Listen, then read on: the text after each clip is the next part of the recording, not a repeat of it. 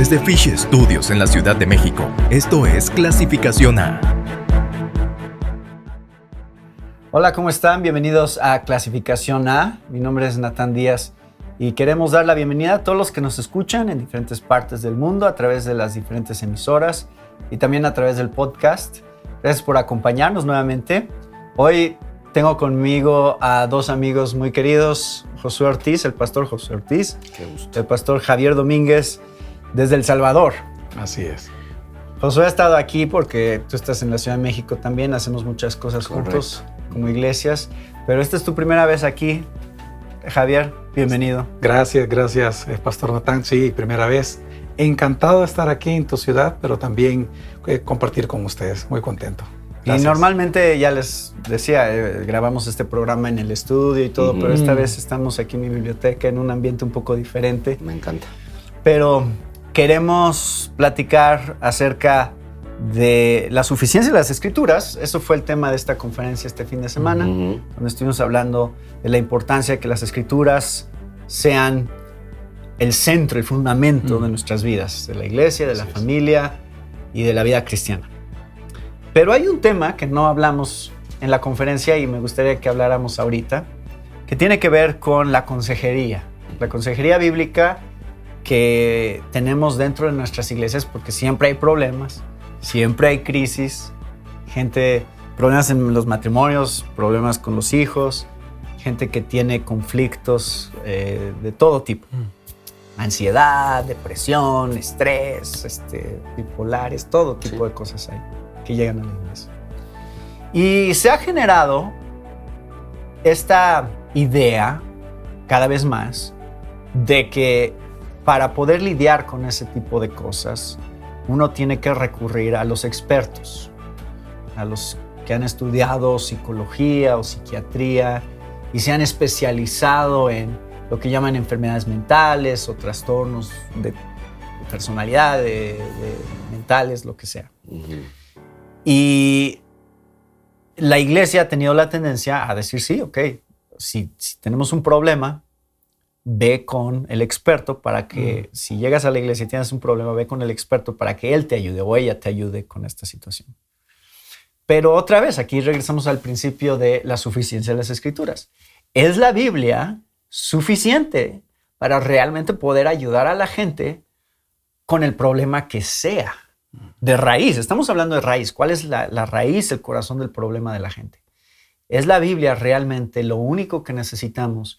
Y es responsabilidad de la iglesia principalmente tratar con estos problemas, la iglesia, no mandarlos hacia afuera. ¿Cómo ven ustedes esta situación? Ambos tienen ministerios de consejería en sus iglesias. Nosotros estamos también desarrollando uno. Estamos promoviendo conferencias y entrenamiento de consejería. Pero ambos de ustedes tienen experiencia en esta parte. Entonces, cuéntenme un poquito cuál es su perspectiva sobre cómo contestarían a esa manera de pensar, de que los problemas realmente se tienen que tratar fuera de la iglesia o arreglar por gente fuera de la iglesia. Bueno, quizás lo primero que hay que analizar es que los problemas en verdad no son o no es el verdadero problema del ser humano, sino que es el pecado en el corazón de nosotros. Y desde el momento en que entendemos esa verdad, entonces podemos nosotros comenzar a ocupar la Escritura en el sentido que se nos ha sido dada para salvación, para transformación, para edificación, santificación, para madurez.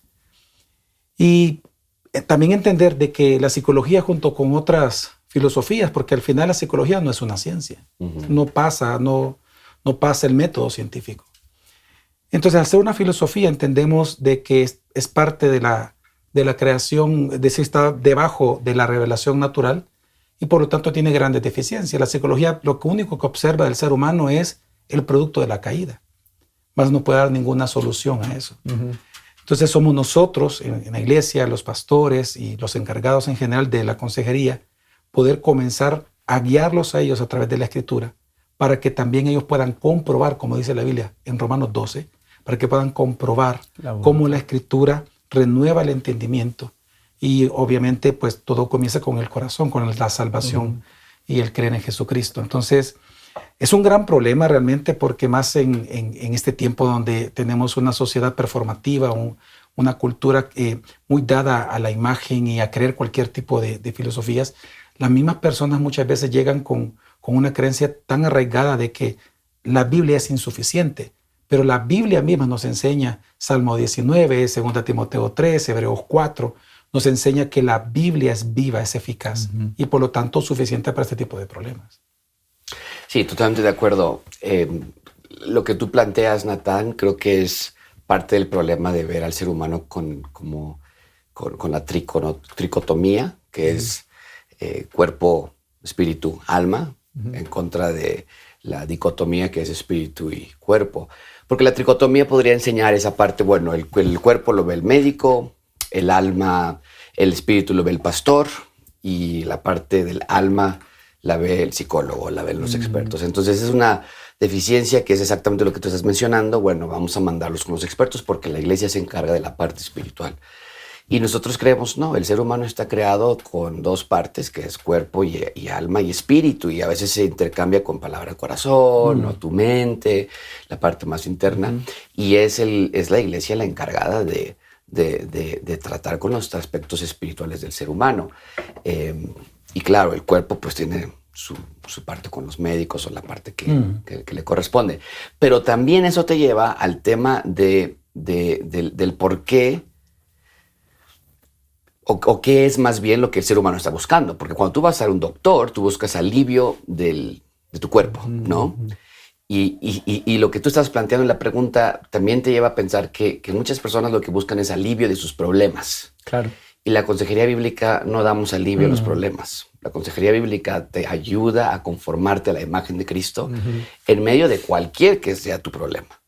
Entonces, con esas dos perspectivas en mente de que no, sí, la iglesia es la encargada del cuerpo pastoral, los pastores que están debajo del pastor del Rey Jesús, es la encargada de trabajar con los temas espirituales, del alma, de la mente, del corazón, y no es para que vayas a buscar un alivio, porque entonces ahí sí podrías decir, yo lo que quiero es una pastilla que me ayude a eliminar la sensación de problema. Y la consejería bíblica no hace eso, te ayuda a conformarte a la imagen de Cristo, y si ese es el propósito de la consejería bíblica, en medio de los problemas, claro que la iglesia es la encargada de ayudarte a conformarte a la imagen de Cristo. Entonces, de raíz, el problema es que los objetivos son diferentes. Sí. El objetivo de un psicólogo es diferente al objetivo de un consejero cristiano. Sí. Porque no estamos nada más tratando de decir, de esta manera puedes mejorar tu vida. Que esa es la tendencia en la psicología. Es más, quiero ayudarte a mejorar tu vida en general. Puedes mejorar tu matrimonio, puedes mejorar tu relación con tus hijos, lo que sea. Y ese es el objetivo. Ahí termina la búsqueda, ¿no? O sea, llegaste ahí, ya se logró el objetivo. Pero nosotros estamos diciendo, no, la Biblia nos muestra que no se trata nada más de solucionar problemas en esta vida, sino de hecho reflejar a Cristo a través de la obra que hace interna en cada uno de nosotros y que de esa manera Él sea glorificado. Eso sería básicamente la gran diferencia y la razón por la que no podemos como iglesia nada más decir ve al psicólogo. Exactamente. No, y de hecho, cuando hacemos nosotros consejería bíblica en la iglesia, por eso son importantes lo que se llaman los proyectos de crecimiento. En el proyecto de crecimiento, después de cada consejería, precisamente lo que la persona no lo sabe, pero el consejero intencionalmente deja estos proyectos para que se familiaricen con la Escritura y para que ellos comiencen de verdad a comprobar el efecto de la Escritura sobre sus propias vidas. Precisamente ahí comienzan a ver la diferencia de que no es un alivio de un problema, sino que están redescubriendo su lugar delante de Dios, es decir, quiénes son ellos, su identidad, su propósito, y obviamente pues que no es un problema el que están enfrentando, porque un problema lo que requiere es una solución, pero el pecado no. El pecado lo que requiere es perdón, y el único que puede perdonar, porque es ante el cual el único que pecamos es Dios. Entonces los proyectos de crecimiento por eso son bien útiles también, que es muy diferente a lo de un psicólogo. El psicólogo te da consejos, el consejero no te da consejos, el consejero te lleva al consejo que es de la Escritura, y hace que la misma Escritura tenga un efecto sobre la persona. Y la parte aquí que es importante considerar es la consejería bíblica, y me encanta lo que acaba de decir Javier, porque la consejería bíblica no es nada más para los problemas en sí, porque de nuevo no buscamos un alivio de los problemas, sino que la consejería bíblica en realidad en su esencia más íntima es un brazo del discipulado, ¿no? O sea, queremos caminar contigo para ayudarte en tu proceso de santificación. Y puedes tener un grave problema, ¿no? No me recuerdo dónde, si lo platicábamos nosotros antes o en la conferencia que fuimos, pero algunas personas piensan la consejería es cuando tienes graves problemas. Ve con el pastor, ahora sí necesitas consejería bíblica, ¿no? Y en realidad no, la consejería bíblica es ese proceso de santificación, de caminar juntos, no tratando de aliviar tus problemas o de tratar de sacarte y sentirte mejor, sino de hacerte más a la imagen de Cristo otra vez, ¿no? De hecho, en nuestra iglesia nosotros tenemos precisamente el nombre que le damos a la consejería bíblica. Nosotros a la iglesia se lo ofrecemos como tal, pero entre nosotros los pastores hablamos de consejería discipular precisamente, porque es una consejería bíblica, pero que se va ejerciendo como un discipulado, claramente. Y efectivamente, pues por eso hay un seguimiento, hay toda intención. Si la persona incluso nos damos cuenta que no es creyente, pues dejamos a un lado la consejería y nos dedicamos únicamente a evangelizarlo cuantas semanas o días requiera hacerlo, pues. Pero sí, realmente es un acompañamiento. De hecho, la palabra consejería en Colosenses 1:28, cuando dice que a este Cristo nosotros proclamamos, luego dice aconsejamos. Esa palabra aconsejar, el sentido que tiene la palabra es poner en la mente. Es decir, la función de nosotros y la función de la iglesia es poner en la mente la palabra de Dios. Poner en la mente, eso es ya la practicidad o el pragmatismo de la palabra consejería. Y es la función de nosotros, ¿verdad? Poner en su mente para que Dios sea el que se encargue de llevar al corazón realmente su propia palabra. Y si hay alguien escuchando ahorita que dice, yo estudié psicología y yo soy cristiano y estudié psicología porque quiero ayudar a la gente, ¿qué le diríamos a alguien que ya ha estudiado psicología y que está buscando cómo usar lo que estudió? Porque ¿cuántos años son de una carrera de psicología? Y no, obviamente va a ser ofensivo decirle, pues tíralo a la basura, pero es genuino el sentir de quiero ayudar a la gente. No, o sea, en esa parte podríamos, ¿cómo podríamos ayudar y aconsejar a alguien que está buscando cómo usar su conocimiento de la palabra y de alguna manera qué aspectos de la psicología podrían ser útiles para alguien que quiere hacer consejería bíblica o que quiere buscar cómo ayudar y servir en la iglesia, en esta área? Lo mencionaste creo que ayer en la conferencia, toda verdad es verdad de Dios, ¿no? Entonces, cuando nosotros vemos que hay otras ramas que verifican, que afirman lo que Dios ya afirma, nosotros lo tomamos como parte de la revelación divina que Dios ya nos ha dado. Y de la psicología y la psiquiatría, y creo que es claro, no estamos acusándolos, no estamos tratando de satanizarlos, ni mucho menos.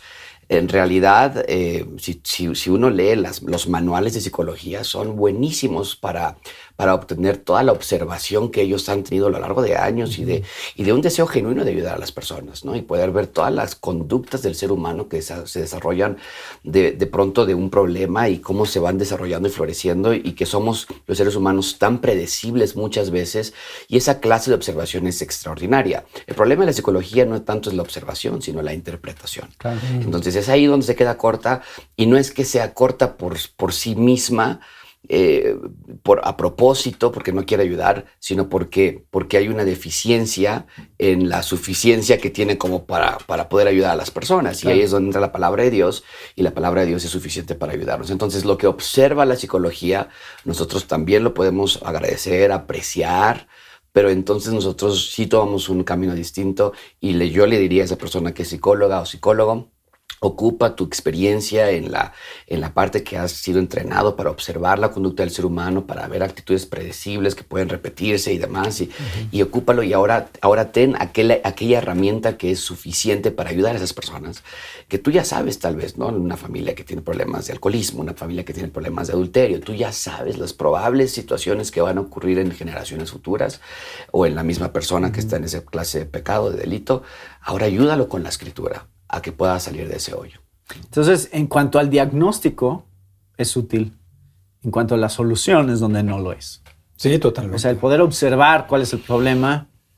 Un psicólogo podría ayudarnos a ver, veo estos patrones, veo estas cosas que está pasando, pero ¿cómo solucionamos eso? Es donde ya va a haber una diferencia muy grande entre lo que tú estudias en una universidad Te van a secular. decir, tiene inseguridad su hijo tiene un problema de personalidad, su esposo tiene un problema de... ¿no? Entonces te va a dar esa clase de observación. El problema va a ser qué solución te va a dar. Sí, y el problema es que, pero incluso, yo me voy un poquito más atrás, incluso ese diagnóstico es limitado, porque tomamos el ejemplo, dice, bueno, tiene un problema de personalidad, sí, pero ¿cuál es el problema realmente? Es decir, si no hay un problema físico que ya entra a otras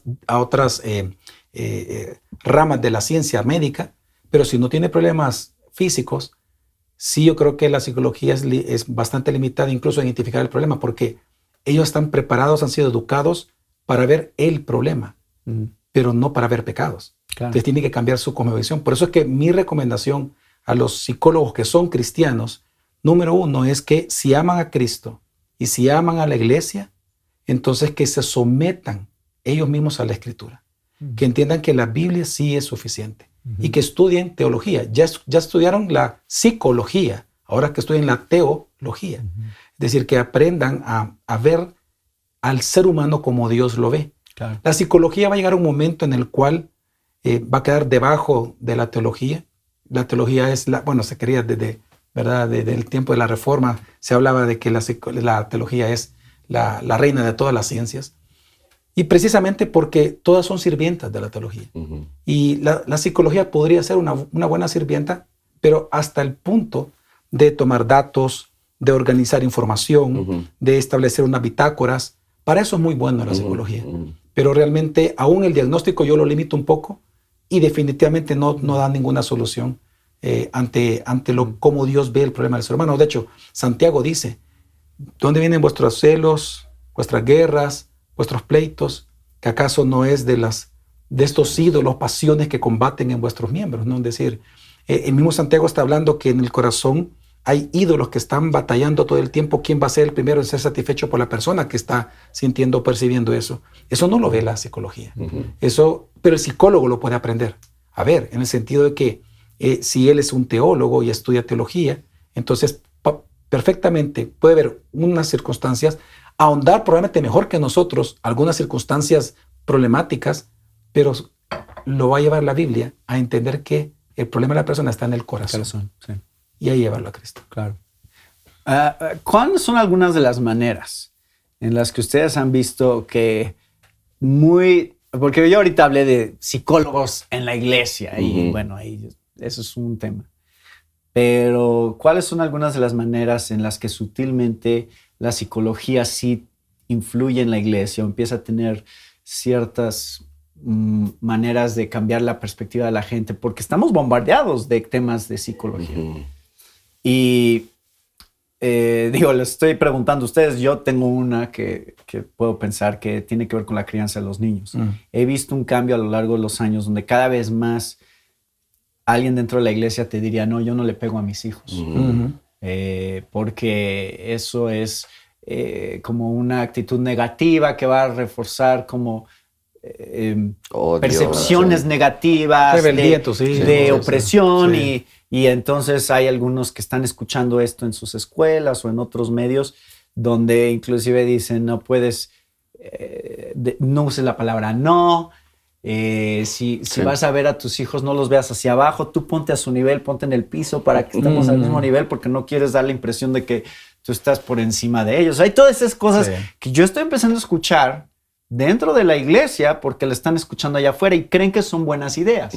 Creen que es muy revolucionario y que sí es una mejor manera de educar a los hijos. Yo estoy dando un ejemplo, pero no sé si ustedes se han encontrado con otras cosas que sutilmente van entrando dentro de la iglesia porque nuestra sociedad está llena de estos. Yo veo a nivel matrimonial y a nivel familiar, quiero mencionar así puntualmente como tú, un ejemplo, se divide en dos, pero es uno solo, y es, hoy en día los jóvenes precisamente no quieren casarse. Hay una crisis matrimonial en todo el mundo dentro de las iglesias evangélicas. O tener hijos. Ambas, eso iba a decir, por eso dije que eran dos. Era precisamente no casarse y lo otro es que si se casan igual no quieren tener hijos. ¿Y cuál es la razón?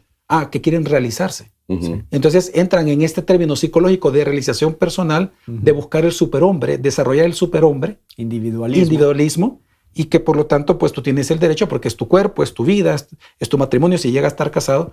Y eso incluso está datado. En el tiempo de la cuarentena que hubo a nivel mundial, se hizo un gran estudio. Un hermano nuestro lo hizo, creo que fue un australiano, lo hizo en los 5 continentes. Y es impresionante, va por país, por continente, y es impresionante que más de la mitad de los jóvenes en el mundo ya no quieren casarse. Y si están casados no quieren tener hijos. Y el problema es que llegan a los 30, 40 años y como no se sienten realizados, porque ¿quién se va a sentir realizado fuera de Cristo? Entonces, como nunca sienten que están realizados, entonces nunca llegan a tener hijos o nunca se casan. Ese es otro efecto fuerte de la psicología dentro de las iglesias. Y bueno, uno muy sencillo, muy práctico, la degradación de la dignidad de la vida del ser humano. Y esto es algo a veces hasta chusco porque a nosotros nos da risa, pero la verdad es que es un problema sistémico. La industria de la mascota ha incrementado increíble. Y entonces ves a parejas que no tienen hijos, pero que van empujando una carriola con el perro adentro. Y ves esa, por eso digo, la degradación de la dignidad de la vida del ser humano. Entonces, todo eso tiene que ver con esta nueva parte humanista. En nuestro caso, bueno, yo podría decir la parte matrimonial, como menciona Javier, para amar a otros tienes que amarte tú primero. Para perdonar a otros tienes que perdonarte a ti mismo primero. Cada quien necesita un espacio. Estamos juntos, pero el movimiento feminista radical, ¿no? Entonces estamos juntos, pero la mujer, entonces hay muchos aspectos de la... El egalitarianismo es una de las cosas. ¿No? Que están filtrándose en la iglesia y que uno rapidísimo último es los mensajitos que llegan por WhatsApp o con mensajes, reflexiones, ¿no? y que es una manera de infiltrarse porque se reenvía a todos nuestros amigos. Suena positivo. Y son mensajes que aparecen. O sea, qué bonito. ¿No? Entonces, es donde vemos que si la iglesia está débil en la suficiencia de las escrituras, en su posición de la suficiencia de las escrituras, ¿cómo tú vas a decirle a alguien que trae ese mensajito o ese perrito que está empujando, lo demás, que está mal no tener, o tener esa clase de visión de vida, ¿no? ¿Cómo le vas a decir eso si no tienes una posición fuerte acerca de la suficiencia de las escrituras? No vas a poder. Esos todos son ejemplos de cómo sutilmente, algunos son más explícitos, pero otros son mucho más sutiles, que tenemos que contrarrestar. Y la mejor manera de contrarrestarlos es predicando la Biblia, predicando las doctrinas bíblicas que de repente confronten a la gente para que ellos mismos puedan discernir cuáles son estas ideas que vienen no de la Biblia, sino de una cosmovisión humanista. Que estamos rodeados de eso. Sí. Eso es todo lo que escuchamos en la televisión, en las películas. Bueno, lo que acaba de pasar con Shakira y Piqué. Y que escribió la canción Shakira, las mujeres no lloran, facturan. O sea, y con eso, y son parece que ya se va y ya la canción, pero se queda aquí grabado en la mente de las personas. Y yo quiero pensar una mujer que está pasando por una infidelidad, escucha esa canción y si la iglesia no es suficientemente, de nuevo, predicando las verdades de las escrituras, esa canción suena tan alentadora para ella y no las verdades de las escrituras. ¿No? Sí, la venganza. Por ejemplo, nosotros vemos en nuestras sociedades latinoamericanas, la violencia también es otro tema importante porque si vemos una exacerbación de la violencia en nuestros países y tiene que ver con eso, es decir, yo tengo que tomar la justicia por mis propias manos, no me ayudan, no veo un cambio en mi esposo, no veo un cambio en mi esposa y ha crecido dentro de los mismos incluso matrimonios que van a las iglesias. Entonces, una vez más es obligación de nosotros los pastores y de todo el liderazgo de la iglesia enseñar cuán suficiente es la escritura. Entendemos cómo es algo de fe, porque el justo por la fe vive, pero es insistir todo el tiempo nosotros mostrándole cuán suficiente es la escritura. Porque si no, pues igual, no solamente la familia va a ser afectada, la misma iglesia en el futuro, incluso muchos pastores. En esta conferencia que estuvimos mencioné en su momento algunas estadísticas de cuántos pastores, por ejemplo, en Latinoamérica el día de ayer, hablé de que más del 40% de los pastores de Latinoamérica quieren ya renunciar al ministerio. Y es porque también han adoptado una idea bastante humanista, muy producto de este pensamiento, de esta psicología popular. Han adoptado un pensamiento equivocado de lo que es el ministerio pastoral. Entonces sus expectativas no son las expectativas de Dios. Entonces son expectativas bien del mundo. Entonces, mi iglesia no me trata bien. Exactamente. No me aprecia. Y de ahí se crea un ciclo, porque Sí, entonces claro. somos los pastores los encargados de dar el consejo bíblico y nosotros mismos Y no nosotros estamos. nos sentimos víctimas. Exacto, ¿no? Como ciclo ¿Cómo vamos vicioso. a- Y lo ves también en los matrimonios donde, Sí. donde alguien pues puede justificar su divorcio tan fácilmente Sí. o la separación porque, o sea, es que cómo me vas a obligar a estar en esta situación, o sea, ya no nos amamos, Ujú. la verdad es que, pues, ¿por qué voy a seguir en esta Ujú. situación si no soy feliz? Y entonces tienes otra vez esta idea de que el hombre está al centro y empieza todo con la predicación. Es una predicación antropocéntrica. Ujú. Ponemos al hombre al centro Sí. como nosotros somos lo más importante, o tenemos a Dios al centro, donde Dios es lo más importante. Y eso es algo que gradualmente en una iglesia se va fomentando, se va creando ese arraigo doctrinal, ese fundamento de qué es lo que es importante. Ujú. Y eso es en lo que estamos trabajando como pastores. Que la gente vea que no se trata de mí, se trata de Dios y de sus propósitos. Amén. Ese es el fin de todas las cosas, ¿no? Sí, la palabra por eso se le llama que es una espada de doble filo, porque separa precisamente eso, el pensamiento de las intenciones. Y entonces comenzamos a ver realmente nuestro propio pecado y versus lo que Dios anhela y lo que Dios es.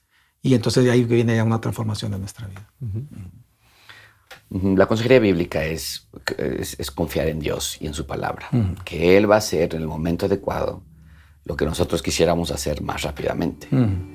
A veces es esa parte de la... Porque una pastilla en realidad sí te puede hacer sentir mejor. Y en unos minutos. Y en unos En unos minutos.